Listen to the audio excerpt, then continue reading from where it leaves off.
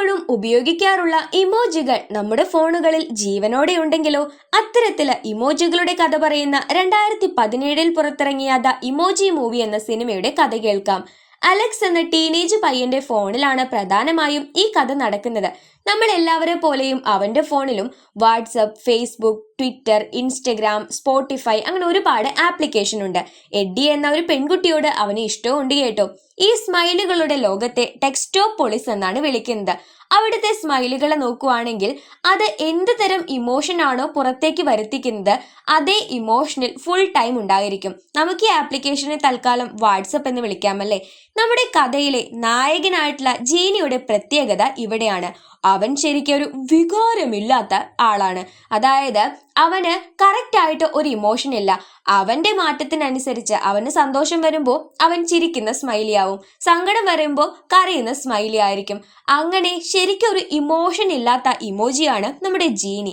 ശരിക്കും അവൻ മേ എന്ന് പറയുന്ന ഇമോഷനാണ്, അതായത് ഒരു നിസ്സംഗ ഭാവമാണ് മെയിൻ ആയിട്ട് വരേണ്ടത്. അവന്റെ അച്ഛനും അമ്മയും അത്തരത്തിലുള്ള ആൾക്കാരാണ്. എന്നാൽ ഇവന് പ്രത്യേകമായിട്ട് ഒരു ഇമോഷൻ ഇല്ലാത്തത് കൊണ്ട് അവൻ ഇതുവരെ കീബോർഡിൽ എത്തിപ്പെട്ടിട്ടില്ല. ശരിക്കും ഇമോജികളുടെ ഒരു വലിയ ഡ്രീമാണ് ഈ കീബോർഡിൽ എത്തിപ്പെടുക എന്നത്. അങ്ങനെ അച്ഛനെയും അമ്മയെയും ഓരോന്ന് പറഞ്ഞ് കൺവിൻസ് ചെയ്യിപ്പിച്ച് അവൻ കീബോർഡ് സെന്ററിലേക്ക് പോകുന്നു. അവിടുത്തെ ഹെഡാണ് സ്മൈലർ അങ്ങനെ അവിടുത്തെ കാര്യങ്ങൾ പരിചയപ്പെടുത്തി കൊടുക്കുകയാണ്. അലക്സ് ഏത് ഇമോജിയെ സെലക്ട് ചെയ്യുന്നു അവിടെ സ്കാനർ വന്ന് അവന്റെ ഈ ഒരു ടെക്സ്റ്റ് ബോക്സിലേക്ക് ആ ഇമോജിയുടെ രൂപം പകർത്തപ്പെടും. പിന്നെ അവൻ എപ്പോഴും യൂസ് ചെയ്യുന്ന ഇമോജികളെ ഫേവറേറ്റ് ലിസ്റ്റിലാക്കിയിട്ട് ഒരു പ്രത്യേക സ്ഥലത്താണ് ആക്കിയിട്ടുള്ളത്. അലക്സ് ഫോൺ ഓഫ് ചെയ്യുമ്പോൾ ഈ ഫേവറേറ്റ് ലിസ്റ്റിലുള്ളവർക്ക് ഒരു പാർട്ടി തന്നെ ഉണ്ടാകും. ഇതുവരെ അവന്റെ ഫേവറേറ്റ് ലിസ്റ്റിൽ ഉണ്ടായിരുന്ന ഹൈഫൈ എന്ന് പറയുന്ന ഇമോജി ഇപ്പൊ വളരെ സങ്കടത്തിലാണ്. കാരണം അവൻ ഇപ്പൊ ഫേവറേറ്റ് ലിസ്റ്റിലില്ല. ഇതേ സമയത്ത് ആഡി നമ്മുടെ അലക്സിന് ഒരു മെസ്സേജ് അയക്കുന്നുണ്ട്. ഇപ്പൊ നമ്മുടെ ജീനി ആണെങ്കിൽ ഈ ഒരു കീബോർഡിൽ ഉണ്ട് താനും. നമ്മുടെ അലക്സ് സെലക്ട് ചെയ്യുന്നത് ജീനിയാണ്. അവന് പ്രത്യേകിച്ച് ഒരു ഇമോഷൻ ഇല്ലാത്തത് കൊണ്ട് ഇവൻ അയക്കുന്ന ഇമോജിയല്ല നമ്മുടെ ആഡിക്ക് എത്തിച്ചേരുന്നത്. അതോടുകൂടി അലക്സിന്റെ ആ കോൺവെർസേഷൻ സ്റ്റോപ്പായി പോകുവാണ്. അതിന് കാരണക്കാരനായിട്ടുള്ള നമ്മുടെ ജീനിയെ എല്ലാവരും കുറ്റം പറയുന്നു. അങ്ങനെ അവൻ ഈ ഒരു കീബോർഡിൽ നിന്ന് തന്നെ ഇറങ്ങി ഓടിപ്പോവുകയാണ്. സ്മൈലറിന് ദേഷ്യമുണ്ടെങ്കിലും അവളുടെ ഇമോഷൻ സ്മൈലി ആയതുകൊണ്ടാണ് ഇങ്ങനെ ചിരിച്ചുകൊണ്ട് നിൽക്കുന്നത്. അവന്റെ അച്ഛനും അമ്മയും വന്ന് സാരമില്ല, ഈ കാര്യമൊക്കെ കുറച്ചു നാള് കഴിഞ്ഞ ആൾക്കാർ മറന്നു പോകുമെന്നും പറഞ്ഞ് അവനെ സമാധാനിപ്പിക്കുന്നുണ്ട്. എന്നാൽ അവന്റെ കാരണം കൊണ്ട് അച്ഛനും അമ്മയ്ക്കും നാണക്കേടായി എന്ന് മനസ്സിലായ ജീനി ഞാൻ ഇതിനെതിരായിട്ട് അല്ലെങ്കിൽ ഈ കാര്യങ്ങളൊക്കെ റെഡിയാക്കാൻ എന്തെങ്കിലും ചെയ്യാൻ പറ്റുമോ എന്ന് നോക്കട്ടെ എന്ന് പറഞ്ഞ് ആ കീബോർഡ് സെന്ററിലേക്ക് പോവുകയാണ്. എല്ലാവരും അവനോട് ദേഷ്യപ്പെട്ടിരിക്കുവാണ്. സ്മൈലർ ജീനിയുടെ അടുത്ത് വന്ന് പറഞ്ഞു, നീ എന്തായാലും ഇതൊക്കെ ചെയ്തു വെച്ചതല്ലേ, നിന്നെ ഡിലീറ്റ് ചെയ്യാനായിട്ട് ഞാൻ ആന്റി വൈറസിനെ ഇപ്പോൾ കൊണ്ടുവന്നിട്ടുണ്ടെന്ന്. അവൻ ഇത് കേട്ട് പേടിച്ചു പോയി. ഇതേ സമയം ഹൈഫൈ ഫേവറേറ്റ് സെക്ഷനിലേക്ക് കടക്കാനായിട്ടുള്ള തയ്യാറെടുപ്പിലായിരുന്നു. ഇവൻ എങ്ങനെ ചെയ്തത് കൊണ്ടാണ് ആന്റി വൈറസ് വന്നതെന്ന് കരുതിയിട്ട് നമ്മുടെ ഹൈഫൈയും പേടിച്ചോടുകയാണ്. ജീനിയും അവനും ചേർന്ന് അലക്സ് ഇന്നേ വരെ ഉപയോഗിക്കാത്ത സ്മൈലുകളുള്ള സെക്ഷനിലേക്ക് എത്തുകയാണ്. ജീനിയുടെ പ്രശ്നമെല്ലാം ഹൈഫൈ ചോദിച്ചറിഞ്ഞു. ചിലപ്പോൾ നിന്നെ നെറ്റ്വർക്കിൽ കണക്ട് ചെയ്ത് ക്ലൗഡിലേക്ക് അപ്ലോഡ് ഒക്കെ ചെയ്തു കഴിഞ്ഞാൽ നിന്റെ മാൽ ഫംഗ്ഷൻ റെഡിയാക്കാൻ സാധിക്കുമായിരിക്കും. അപ്പൊ നീ സ്ഥിരമായിട്ട് ഒരേ ഇമോഷൻ തന്നെ കൺവേ ചെയ്യും. അതിനു വേണ്ടിയിട്ട് പൈറസ് ആപ്പിലുള്ള ഒരു ഹാക്കറിന്റെ സഹായം നമുക്ക് ആവശ്യമാണ്. ആ ഹാക്കറാണ് ഇവിടെ നിന്ന് ഓടിപ്പോയ പ്രിൻസസ് സ്മൈലിയെ ഇപ്പോൾ ക്ലൗഡിലേക്ക് അപ്ലോഡ് ചെയ്തിരിക്കുന്നത്. പക്ഷെ ഒരു പ്രശ്നമുണ്ട്, നമ്മൾ ഈ ആപ്പിൽ നിന്ന് പുറത്ത് കടക്കണമെന്ന് ഹൈഫൈ പറയുന്നു. അതിനൊക്കെ ജീനിക്ക് സമ്മതമായിരുന്നു. എല്ലാവരുടെയും ശ്രദ്ധ വെട്ടിച്ച് വാട്സപ്പിൽ നിന്ന് ഇവർ പുറത്തേക്ക് കടക്കുകയാണ്. ഇവരങ്ങനെ നടക്കുന്നതിന്റെ ഇടയ്ക്ക് വി ചാറ്റ് എന്ന ആപ്പ് കാണുന്നുണ്ട്. ശേഷം നമ്മുടെ ജീനി ഫേസ്ബുക്ക് പോയി കാണുന്നുണ്ട്. എന്തോരം ഫ്രണ്ട്സാ അവിടെ എന്നൊക്കെ പറയുന്നു. ജീനിയുടെ അച്ഛനും അമ്മയും അവനെ തിരഞ്ഞു നടക്കുകയാണ്. ആ സമയത്ത് അവനെ തിരഞ്ഞുകൊണ്ട് ആപ്പിനകത്ത് ഒരുപാട് ആന്റി വൈറസ് നടക്കുന്നതും കാണുന്നുണ്ട്.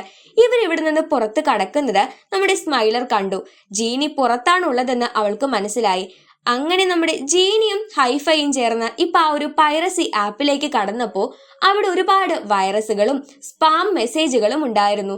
ഇവര് തേടി നടന്ന ജയിൽ ബ്രേക്കർ എന്ന ഹാക്കറിനെ കണ്ട് ഇവര് സംസാരിച്ചപ്പോൾ അവൾ ഇവരെ മൈൻഡ് പോലും ചെയ്യുന്നില്ല.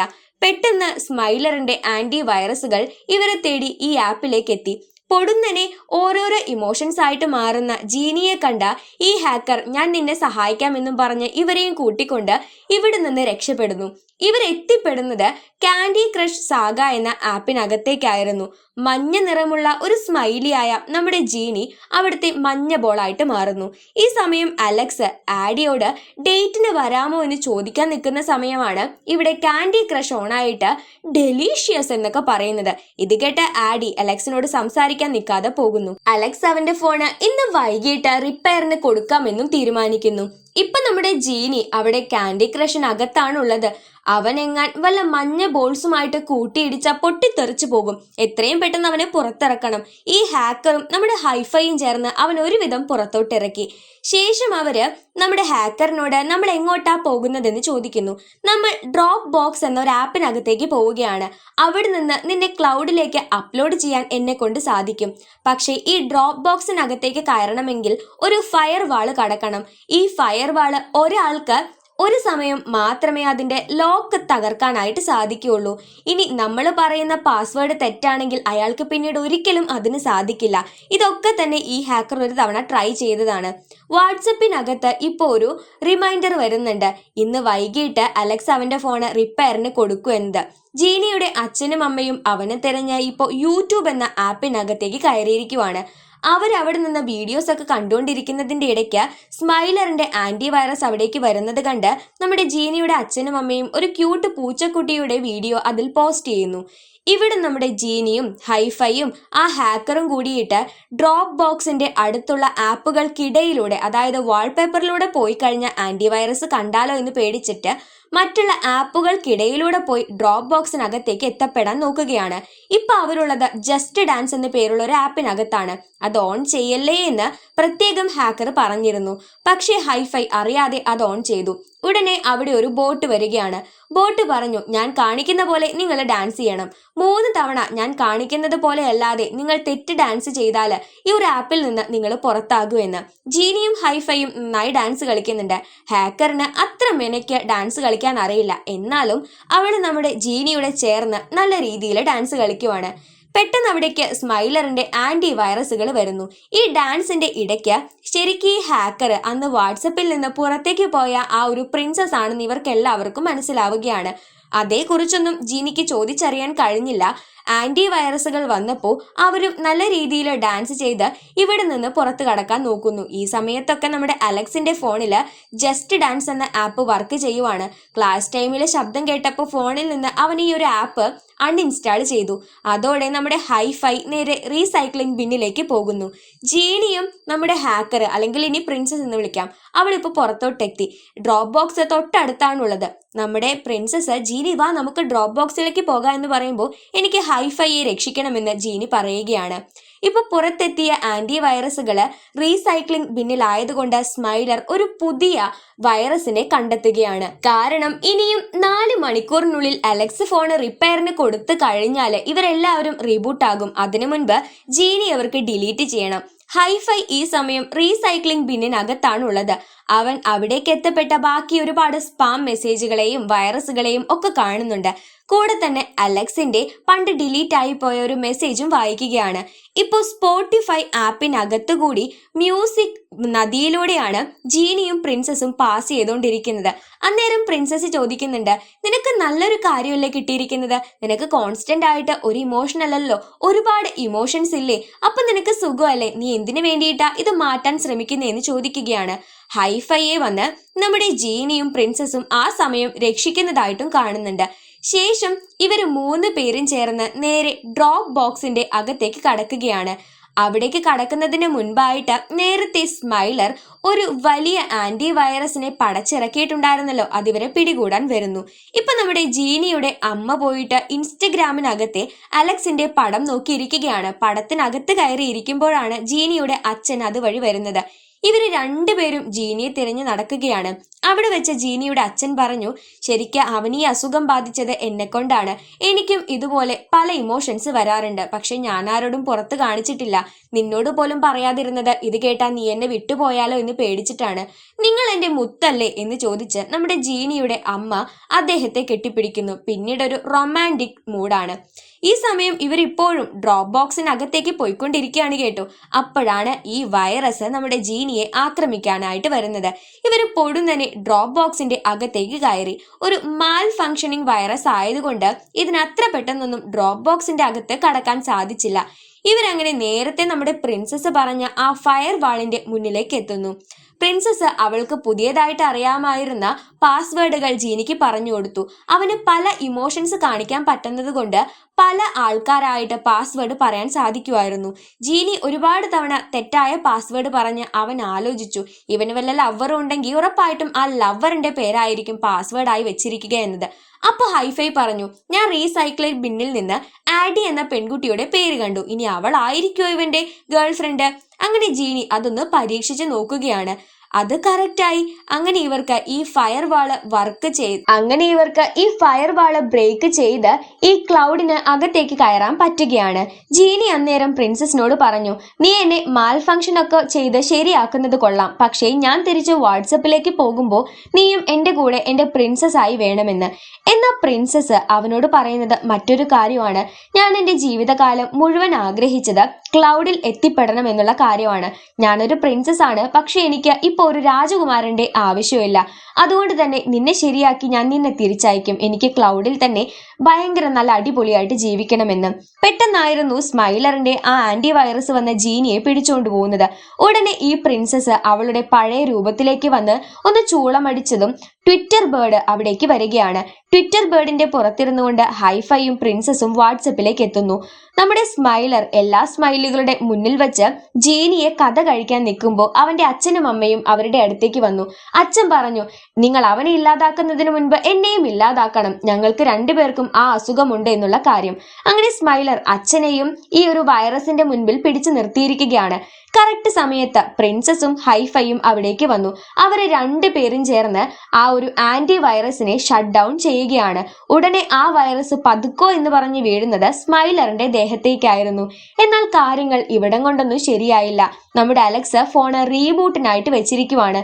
റീബൂട്ട് എങ്ങാൻ നടന്നു കഴിഞ്ഞ് ഇവരുടെ എല്ലാവരുടെയും കഥ കഴിയും. ഉടനെ ജീനി എന്തെങ്കിലും ചെയ്യണം. അലക്സിന്റെ ആവശ്യം എന്താണെന്ന് വെച്ചാൽ എങ്ങനെയെങ്കിലും ആഡിയെ മയക്കിയെടുക്കണം.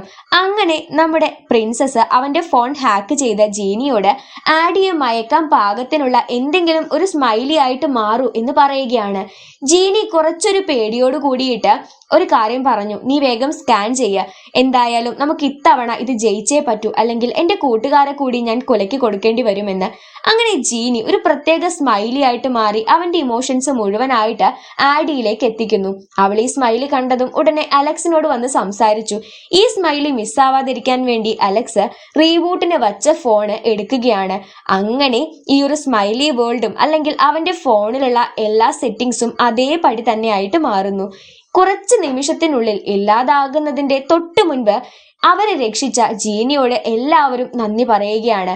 ആദ്യമൊക്കെ അവന്റെ ഒരു സൂക്കേട് വലിയ എന്താണോ എന്ന് പേടിച്ചിരുന്ന ഇതേ സ്മൈലുകൾ തന്നെ അവനെ അവരുടെ ഹീറോ ആയിട്ട് കാണുന്ന ഒരു സീനോട് കൂടിയിട്ടാണ് ദ ഇമോജി മൂവി എന്ന 2017 പുറത്തിറങ്ങിയ ഒരു അടിപൊളി ആനിമേഷൻ മൂവി അവസാനിക്കുന്നത്. നല്ല കൂൾ മൈൻഡായിട്ട് കണ്ടിരിക്കാൻ പറ്റുന്ന ഒരു സൂപ്പർ സിനിമയാണ് കേട്ടോ. വലിയ ലോജിക്കും കാര്യങ്ങളും ഒന്നും ഉണ്ടാവില്ല, പക്ഷെ നമുക്ക് ഒരു പക്ഷെ ചിന്തിക്കാൻ സാധിക്കും. നമ്മുടെ ഫോണുകളിൽ നമ്മൾ ഏറ്റവും കൂടുതൽ അറ്റാച്ച്ഡ് ആയിട്ടുള്ള ഒരു കാര്യമാണ് ഇമോജികൾ. കാരണം എന്താണെന്ന് വെച്ചാൽ നമ്മളിങ്ങനെ ടൈപ്പ് ചെയ്ത് കഷ്ടപ്പെടുന്നതിന് പകരമായിട്ട് നമ്മുടെ ഇമോഷൻ എന്താണോ എന്ന് മറ്റുള്ളവരെ അറിയിക്കാനായിട്ട് നമ്മൾ പലപ്പോഴും ആശ്രയിക്കുന്നത് ഇതേ ഇമോജികളെ തന്നെയാണ്. സോ അതുകൊണ്ട് തന്നെ നമ്മൾ ഭയങ്കരമായിട്ട് കണക്റ്റഡ് ആയി കിടക്കുന്ന ഈ ഇമോജികൾ ഇനി ഒരു പക്ഷേ ജീവനോടെ ഉണ്ടെങ്കിലോ അവര് ഈ ഒരു ഫോണിന്റെ ഉടമസ്ഥനെ കുറിച്ചുള്ള കാര്യങ്ങളൊക്കെ അറിഞ്ഞു വെച്ച് അവർ നമ്മളുടെ ഫോണിനകത്ത് ജീവിക്കുവാണെങ്കിലോ നമ്മളൊന്ന് ചിന്തിച്ച് കഴിയുമ്പോൾ ശരിക്കൊരു നല്ല രസമായിട്ട് തോന്നുന്നില്ലേ, നല്ല കൂളായിട്ട് തോന്നുന്നില്ലേ? അപ്പൊ ആ ഒരു കൂൾ മൈൻഡ്, ആ ഒരു റീഫ്രഷിങ് മൈൻഡ് നമ്മളിലേക്ക് കൊണ്ടുവരാൻ പറ്റിയിട്ടുള്ള ഒരു മൂവിയാണ് ദ ഇമോജി മൂവി എന്ന മൂവി. എല്ലാവരും കണ്ടിരിക്കാനായിട്ട് സാധ്യതയുണ്ട്. ഒരുപാട് ഏജ്ഡ് ആയിട്ടുള്ളവർക്ക് ഇത് മനസ്സിലാവൂ എന്നുള്ളത് അറിയില്ല, കാരണം ഇതിന് കുറച്ചൊക്കെ ഈ ഒരു ഫോണിനെ കുറിച്ചുള്ള നോളജ് വേണം. അപ്പൊ കുറെയൊക്കെ ഏജ്ഡ് ആയിട്ടുള്ള ആൾക്കാർക്ക് നമുക്ക് അറിയാൻ പറ്റില്ല കേട്ടോ. ചിലപ്പോൾ ഫോണിനെ കുറിച്ച് അറിയുന്നവർക്ക് കൂടുതൽ കണക്ട് ചെയ്യാൻ പറ്റിയിട്ടുള്ള ഒരു മൂവിയാണ്. അപ്പൊ എല്ലാവർക്കും കാണാൻ പറ്റുമോ എന്ന് ചോദിച്ചാൽ അത് സംശയമാണ്. ഫോണിനെ കുറിച്ച് നോളജ് ഉള്ളവർക്ക് മാത്രമാണ് ഈ ഒരു മൂവിയുടെ പ്ലോട്ട് കത്തുകയുള്ളൂ. അപ്പൊ അത്രേ ഉള്ളൂ. ഇന്നത്തെ ഒരു വീഡിയോ കൂട്ടുകാർക്ക് ഇഷ്ടപ്പെട്ടു എന്ന് വിചാരിക്കുകയാണ്. ഇഷ്ടപ്പെട്ടിട്ടുണ്ടെങ്കിൽ ലൈക്ക് ചെയ്യാട്ടോ. നിങ്ങളുടെ ലൈക്കുകളുടെ കൗണ്ട് നോക്കിയിട്ടാണ് നിങ്ങൾക്ക് കണ്ടന്റ് ഇഷ്ടപ്പെടുന്നുണ്ടോ ഇല്ലയോ എന്നൊക്കെ നമുക്ക് മനസ്സിലാവുന്നത്. വീഡിയോയെക്കുറിച്ചുള്ള അഭിപ്രായങ്ങളും നിങ്ങളുടെ നിർദ്ദേശങ്ങളും എന്തെങ്കിലും പോരായ്മ തോന്നിയിട്ടുണ്ടെങ്കിൽ അതെല്ലാം തന്നെ മടിക്കാതെ നമ്മളോട് കമന്റ് സെക്ഷനിലൂടെ അറിയിക്കണം. നിങ്ങൾ കാണിച്ചു തരുന്ന തെറ്റുകളൊക്കെ കറക്റ്റ് ചെയ്താൽ മാത്രമാണ് നമ്മുടെ വീഡിയോസിൽ കൂടുതൽ ഇമ്പ്രൂവ്മെന്റ് കൊണ്ടുവരാനായിട്ട് നമുക്ക് സാധിക്കുകയുള്ളൂ. അപ്പോൾ നിങ്ങളുടെ സപ്പോർട്ട് എപ്പോഴും കൂടെ വേണേ. അതുപോലെ തന്നെ നിങ്ങൾ ആദ്യമായിട്ടാണ് നമ്മുടെ ചാനൽ കാണുന്നതെങ്കിൽ നമ്മുടെ വീഡിയോസ് കാണാനായിട്ട് നിങ്ങൾക്ക് ഇഷ്ടമായെങ്കിൽ ഇതുവരെയും ചാനൽ സബ്സ്ക്രൈബ് ചെയ്യാത്തവർ ദയവായിട്ട് നമ്മുടെ ചാനൽ സബ്സ്ക്രൈബ് ചെയ്യുന്ന കാര്യം ഒന്ന് പരിഗണിച്ചേക്കാം. കൂടെ തന്നെ ബെല്ലൈക്കൺ എനേബിൾ ചെയ്യുവാണെങ്കിൽ നമ്മുടെ വീഡിയോസിന്റെ നോട്ടിഫിക്കേഷൻസ് ഒക്കെ നിങ്ങൾക്ക് കൃത്യമായിട്ട് ലഭിക്കുന്നതാണ്. സോ നമുക്കെന്നാ മറ്റൊരു അടിപൊളി മൂവി ആയിട്ട് വീണ്ടും കാണാവേ. അതുവരേക്ക് സേഫ് ആയിട്ട് ഹാപ്പി ആയിട്ടിരിക്കുക. ബൈ.